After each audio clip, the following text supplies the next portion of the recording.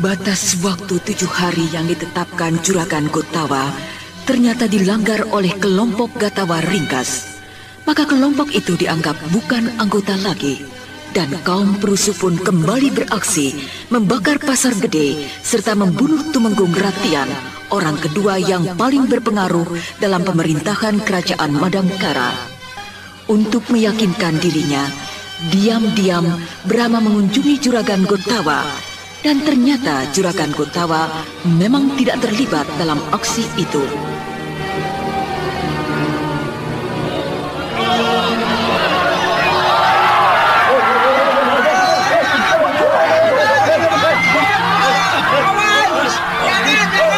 Apa itu? Juragan Gotawa. Juragan. Ada apa, Kaspar? Itu Pak Gatawa Ringkas datang. Hah? Dia datang? Iya, luka-luka. Wah, tubuhnya penuh luka bacokan pedang. Dan di punggungnya tertancap 3 anak panah. Di mana dia sekarang? Di markas pos 1. Mari Ananda Brahma, kita lihat. Baik, Juragan.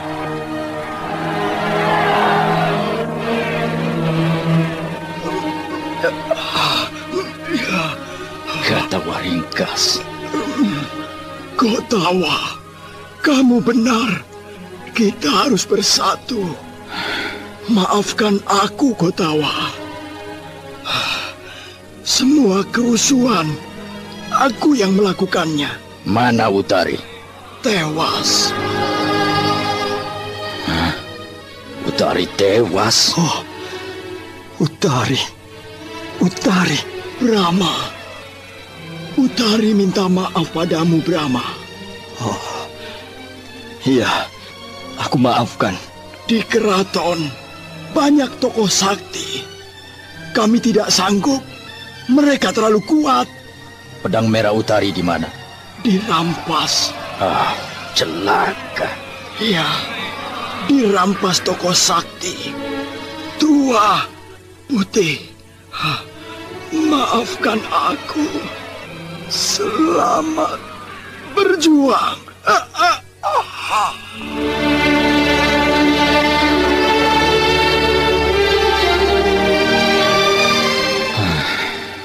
Sebenarnya Gatawa Ringkas berbakat jadi pemimpin, tapi terlalu berlebihan dalam mempertahankan prinsipnya. Dan itu semua yang menjadikannya sebagai pejuang beraliran keras. Iya, Juragan. Yang aku sesalkan setengah mati, pedang merah jatuh ke tangan musuh. Kenapa, Juragan? Apakah sangat istimewa? Sangat sakti? Ya, pedang pusaka itu milik Panglima Bernawa, Panglima Angkatan Perang Kerajaan Madangkara, yang gugur melawan bala tentara Kuntala. Gatawa Ringkas yang tahu banyak tentang pedang itu, karena dulu dia dekat dengan Panglima Bernawa. Pantas Utari dekat dengan Gatawa Ringkas. Soal kesaktian pedang itu, aku memang kurang paham. Tapi yang jelas, ketika Utari mencabut pedang itu di hadapanku, maka besinya, besi putih biasa, tiba-tiba mengeluarkan sinar merah. Hawanya sangat panas. Tapi sebetulnya pedang itu tak tepat untuk dipakai bertempur, karena terlalu besar dan berat. Dan rupa-rupanya Panglima Bernawa pun tak pernah memakainya. Iya.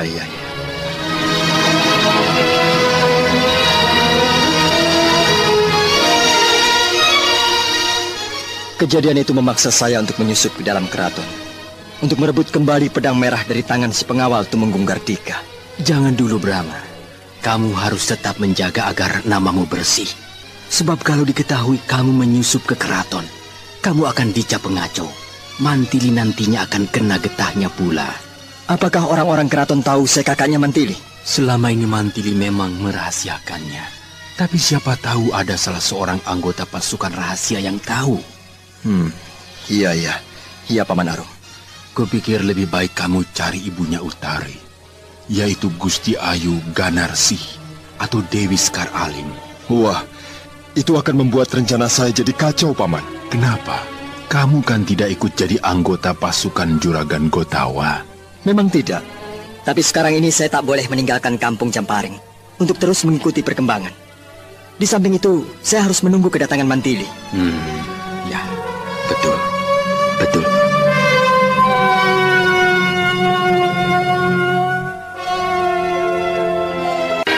Ada orang. Mana? Mereka lepat di atas genting. Waduh, pasti penjahat lagi. Mban, kamu cepat masuk ke peladuan Gusti Putri. Bersikap wajar saja, seperti tidak ada apa-apa. Ya. Iya. Siapa kau? Kamu pakai topeng. Pasti anggota perusuh. Mana Tumenggung Gardika? Hei, kamu perempuan ya? Mana Tumenggung Gebrat itu? Mau apa cari beliau? Aku ingin kepalanya. Sebelum kamu bisa menyentuhnya, langkahi dulu mayat Hulu Balang, kepala regu pengawal keraton ini. Tetebah. Serangannya sangat ganas. Perempuan ini tenaganya kuat sekali. Pedangnya membentur pedangku dengan telak. Tanganku sampai kesemutan. Aduh, sialan. Pinggangku kena. Gawat. Dia bukan lawanku. Aku harus panggil anak buahku. Hulu Balang pengecut. Kamu panggil anak buahmu ya?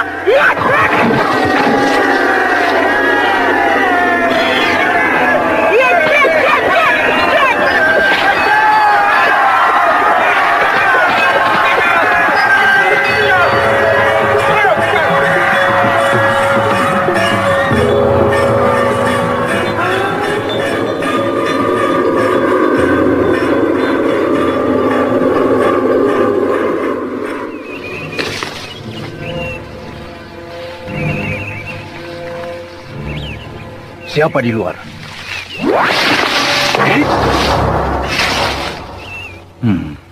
Tamu tidak sopan. Datang tanpa permisi. Ditanya malah melempar pisau. Hah? Pisau emas. Siapa Anda yang di luar? Pisau Andakah ini? Pisau emas pendek bermata berlian dan tertera cap kerajaan. Matamu ternyata sudah buta, Gutawa. Oh, Dewi Sekar Alim. Selamat datang. Anakku Utari telah tiada. Gutawa, kamu biarkan anakku jadi liar dan mati tidak dalam lindunganmu. Jangan salah paham, Sekar Alim. Utari benci padaku, lalu memilih bergabung dengan Gatawa Ringkas, yang akhirnya pun tewas. Lalu bagaimana halnya dengan pedang merah? Apa usahamu untuk menyelamatkan pedang itu yang sudah jatuh ke tangan musuh? Dari dulu aku tidak tertarik pada pedang merah. Demikian pula halnya dengan suamimu, Panglima Bernawa. Tapi bagiku sangat berarti. Ingat, Sekar Alim, saat ini ada tugas yang lebih besar dan penting, yaitu perjuangan membebaskan negeri kita. Jadi kuharap kesampingkan dulu persoalan pedang merah itu. Hah. Mentang-mentang kamu jadi pemimpin perjuangan. Kamu makin gagah dan aku makin tua. Lalu kamu tak mau menolongku lagi. Bukan begitu, Sekar. Dasar mata keranjang. Dulu kamu merengek-rengek, mengemis cinta padaku. Sekarang setelah aku jadi tua dan jelek, kamu masa bodoh terhadapku. Buaya kau. Jangan mengungkit masa lalu, Sekar Alim. Aku bukan lelaki mata keranjang. Seumur hidupku aku hanya mencintaimu. Buktinya, sampai sekarang aku tidak kawin. Tapi kamu pilih kawin dengan Panglima Bernawa karena pangkatnya lebih tinggi dariku, yang cuma senopati. Karena kamu tidak tegas. Kalau didesak untuk kawin, selalu mengulur-ulur waktu. Tapi itu bukan alasan. Kalau benar kamu mencintaiku, harusnya setia menunggu. Sudah, cukup.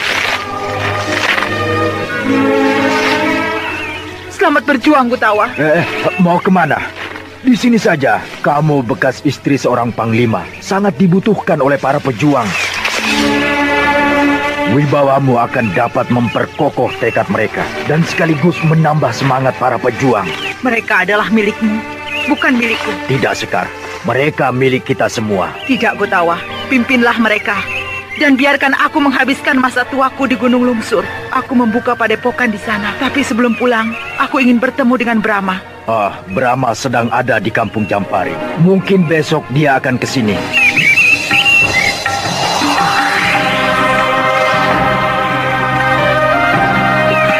Brahma. kita semua telah menjadi rakyat jelata. Maka kamu tak perlu lagi menyebutku Gusti Paduka. Sebab aku bukan lagi ibu Panglima, melainkan seorang ketua padepokan. Aku lebih suka dipanggil Eyang Putri. Iya, Eyang Putri. Apakah pedang biru masih ada padamu? Masih, Eyang Putri. Syukurlah. Bila mana Eyang Putri menghendakinya, akan saya bawa ke sini. Tak perlu, Brahma.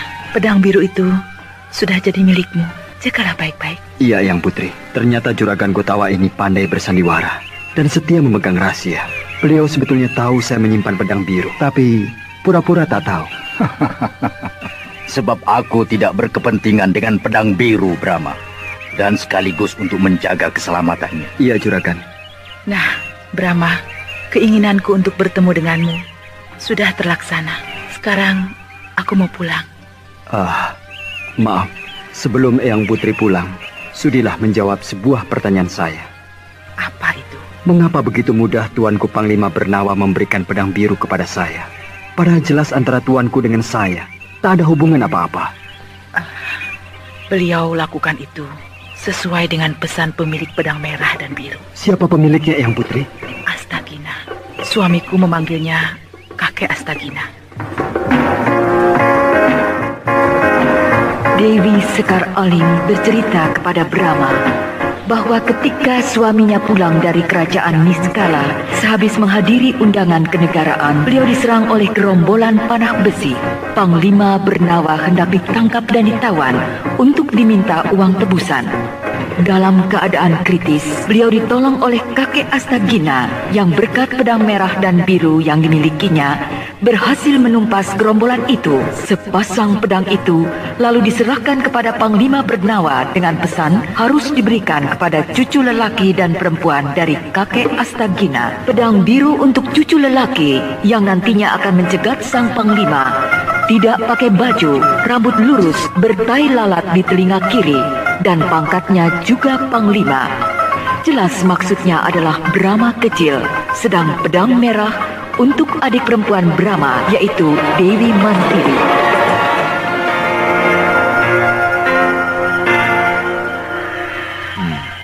Tiga malam kemarin berturut-turut udara terasa dingin, tapi malam ini hangat, udara terasa nyaman. Benar, Kanda Tumenggung. Pada malam-malam yang lalu, saya selalu memakai baju hangat. Tapi malam ini, rasanya badan hamba segar. Ada orang di atas genting rumah kita. Oh, benarkah? Iya, satu orang. Apa maksudnya? Apakah dia pencuri? Kanda belum tahu. Dinda Gayatri, ambil cangkir itu. Cangkir? Untuk apa, Kanda? Akan Kanda lempar dia pakai cangkir. Hati-hati, Kanda. Lihat! Hebat, dia menangkis cangkir dengan pedang. Coba sekali lagi. Lihat!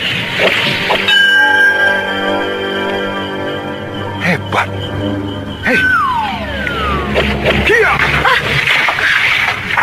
Dia menantang aku. Jangan, Kanda.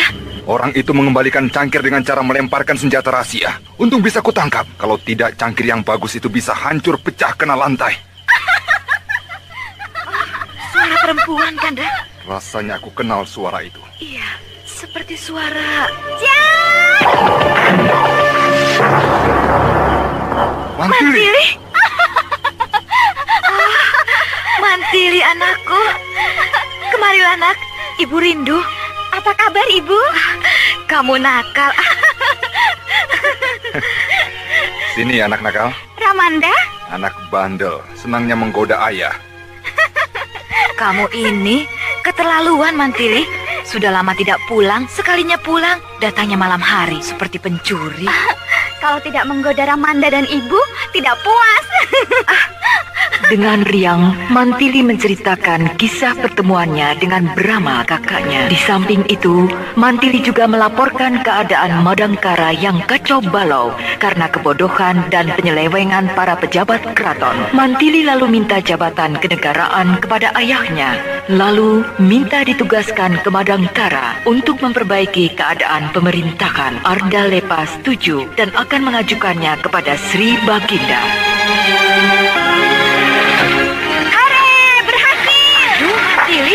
Ibu kaget. Berhasil, Bu. Baginda dengan senang hati akan memberi saya jabatan? Betul, Kanda? Iya, karena terdorong oleh rasa kasih beliau pada Mantili. Saya ingin minta jadi senopati. Senopati itu kan jabatan untuk lelaki, sebab itu pangkat dalam pasukan perang. Apa salahnya, Bu? Saya sanggup jadi senopati. Kalau mau diuji boleh. Semua senopati yang ada di kerajaan Kuntala ini boleh diadu dengan saya. Punya anak perempuan kok seperti laki-laki, galak dan garang. Ibu jadi khawatir kalau kamu bakal sering bentrok dengan orang.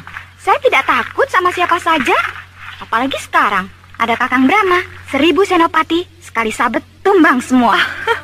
Mentang-mentang punya kakak, kamu jadi lebih berani. Daulat Kanjeng Tumenggung. Raden Samba. Kemarilah, Raden. Daulat Kanjeng Tumenggung. Prasta Samba menghaturkan sembah. Sembahmu saya terima. Daulat Kanjeng Tumenggung. Bagaimana hasil muhibah Raden ke Kadipaten Rangkum? Berkat doa Kanjeng, kemelut di Kadipaten Rangkum berhasil saya atasi. Bagus, Raden. Daulat Kanjeng. Nah, Raden, inilah putri saya, Dewi Mantili, yang pernah saya ceritakan dulu kepada Raden. Selamat datang di Kuntala. Saya gembira dapat berkenalan dengan Kanjeng Putri Dewi Mantili. Terima kasih, Raden. Mantili, ini Raden Prasta Samba, biasa dipanggil Raden Samba, putra Pangeran Garna dari Kerajaan Sanggam. Baru 4 bulan ditugaskan di sini. Senang sekali dapat berjumpa dengan Paduka Raden. Terima kasih, Kanjeng Putri. Jadi kapan Adipati Rangkum akan berkunjung ke sini, Raden? Bila tidak ada aral melintang dalam 3 hari ini. Bagus, bagus. Daulat Kanjeng Tumenggung, saya mohon diri untuk mengatur pasukan pengawal yang menyertai saya ke Kadipaten Rangkum. Silakan, Raden.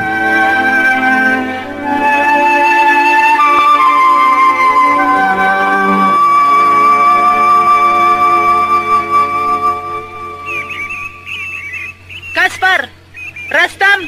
Iya. Panggil Gotawa ke sini. Baik, Paduka.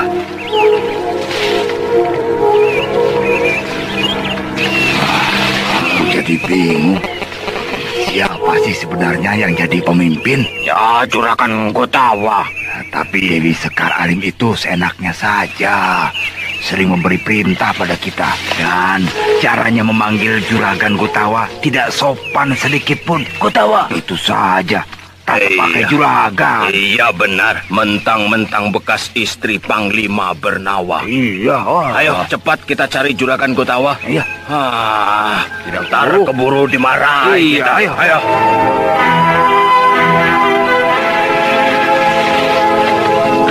Gotawa, aku bermaksud untuk memulai aksi unjuk gigi dengan cara menyerbu sebuah desa. Menyerbu desa? Penduduk desa adalah bangsa kita, Sekar. Bukan untuk menyakiti rakyat, cuma sekedar mendudukinya. Tujuannya apa? Untuk mengetahui bagaimana sikap keraton. Tentu saja mereka akan menggempur kita. Kita lawan. Jangan ngawur, Sekar Alim. Pasukan tempur kita masih hijau, baru merangkak, belum kuat, belum saatnya dihadapkan pada suatu pertempuran besar. Modal kita keberanian. Berani kalau tanpa perhitungan bahaya, Sekar Alim. Mereka sudah jenuh, Gotawa. Tiap hari hanya latihan. Mereka ingin perang yang sebenarnya. Tapi maju ke medan perang dengan satuan tempur yang setengah matang adalah sama saja dengan bunuh diri. Ternyata kamu penakut, Gotawa. Lebih baik dikatakan penakut daripada melakukan pekerjaan yang sia-sia. Ketahuilah, Sekar Alim, musuh jumlahnya 10 kali lipat dari kita. Senjatanya lengkap, terlatih baik, dan sudah berpengalaman. Sedang pasukan kita, kalau tidak dicoba, kapan bisa punya pengalaman? Untuk sekedar cari pengalaman, bisa dicoba dengan bergerilya, perang kucing-kucingan. Maksudmu bagaimana? Begini, kita serbu pasukan musuh yang sedang dalam keadaan lengah. Misalnya saat sedang istirahat, atau baru pulang dari patroli. Nah, sesudah menyergap, secepatnya kita menyingkir untuk menghindar dari bala bantuan yang lebih besar. Wah, lama, Gotawa. Perjuangan kemerdekaan itu memang lama, Sekar. Tidak bisa seperti main sulap, sekali jadi.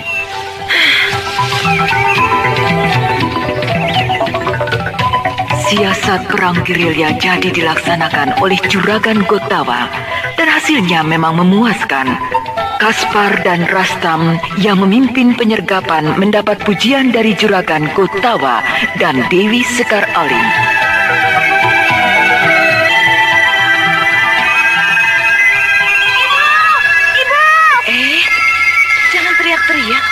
Iya, kamu ini Mantili. Kebiasaanmu di pengembaraan belum bisa hilang. Ini keraton, bukan hutan belantara. Maaf, Ramanda, Ibu. Ayo, cepat ceritakan. Apa pangkatmu? Senopati. Ah, Senopati? Ya, permohonan saya untuk jadi senopati dikabulkan. Betul, Kanda Tumenggung? Betul, Dinda. Tak seorang pun berani menyanggah keputusan Baginda ketika Baginda menyatakan dengan resmi bahwa Mantili diberi pangkat senopati. Semuanya takut, sebab saya kesayangan Baginda. Lalu kapan kamu akan dilantik? Harus diuji dulu, Bu, di Tambak Segara. Tambak Segara? Apa itu, Kanda? Itu tempat menguji para calon perwira angkatan perang. Jangan takut, Bu. Saya sudah siap. Biar mereka tahu siapa Dewi Mantili.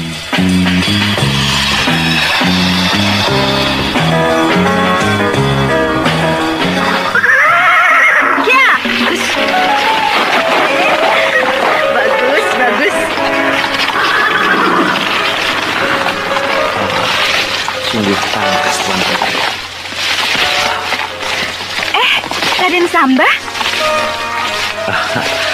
Pandai sekali Tuan Putri menunggang kuda. Sedang latihan saja, Raden.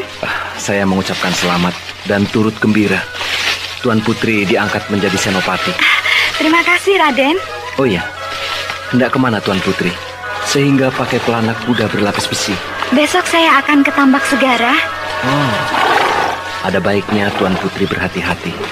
Sebab saya dengar Tambak Segara merupakan tahap ujian yang paling berat dan berbahaya. Sudahkah Raden mengalaminya? Belum. Saya bukan perwira angkatan perang. Jangankan disuruh mengayunkan pedang, memegangnya saja saya tidak bisa. Raden merendahkan diri. Sungguh Tuan Putri, saya hanya bisa sedikit menulis. Itulah makanya saya ditugaskan di bagian perbekalan. Maaf, saya telah mengganggu acara latihan Tuan Putri. Saya harus kembali ke tempat tugas. Saya berdoa semoga Tuan Putri lulus dalam ujian. Terima kasih, Raden.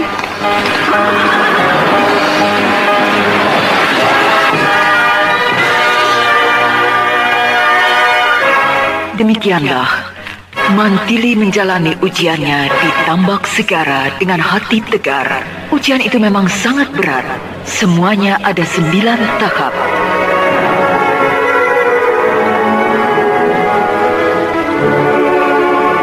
Tumenggung Ardalepa hanya mampu sampai ke tahap 6 saja. Maka beliau hanya mendapat pangkat petinggi. Sedangkan Panglima Arya Rongkah berhasil sampai ke tahap 8 dan hanya beliau sendiri yang mampu mencapai tahap itu.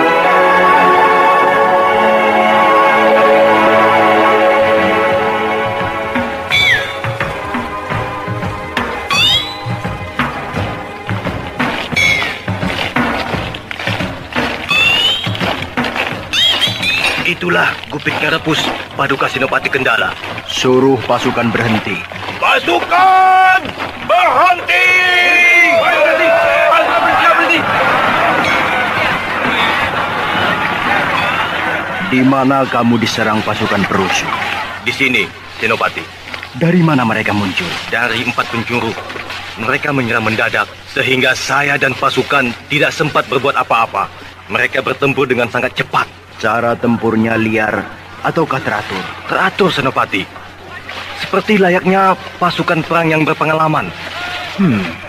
Berarti di belakang mereka ada seseorang yang melatih, yang mengerti siasat perang. Benar, Senopati.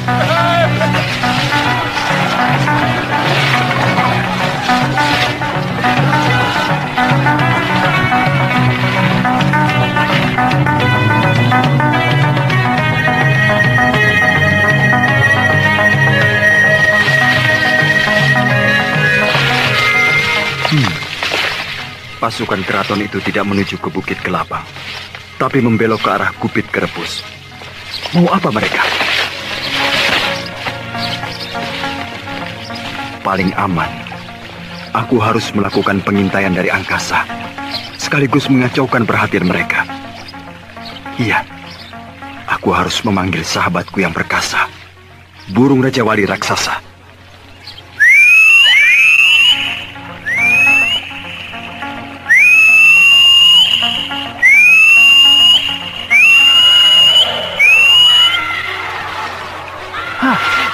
Itu dia. Ahoy! Kemarilah temanku!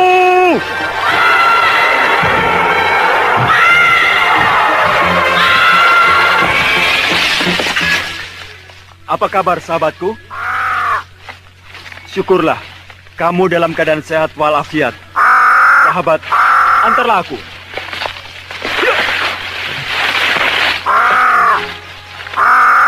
Bawalah aku terbang.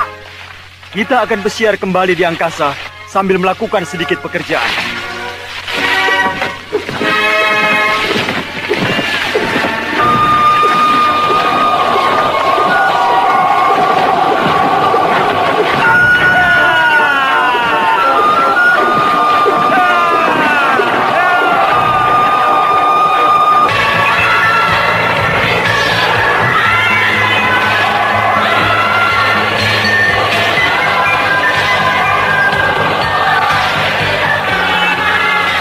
Dengan naik Raja Wali Raksasa, Brahma mengawasi gerakan Pasenopati Kendala yang sekarang melacak pasukan gerilya bergerak ke timur, berarti menuju ke Bukit Kelabang dan nekat masuk ke dalam hutan belantara.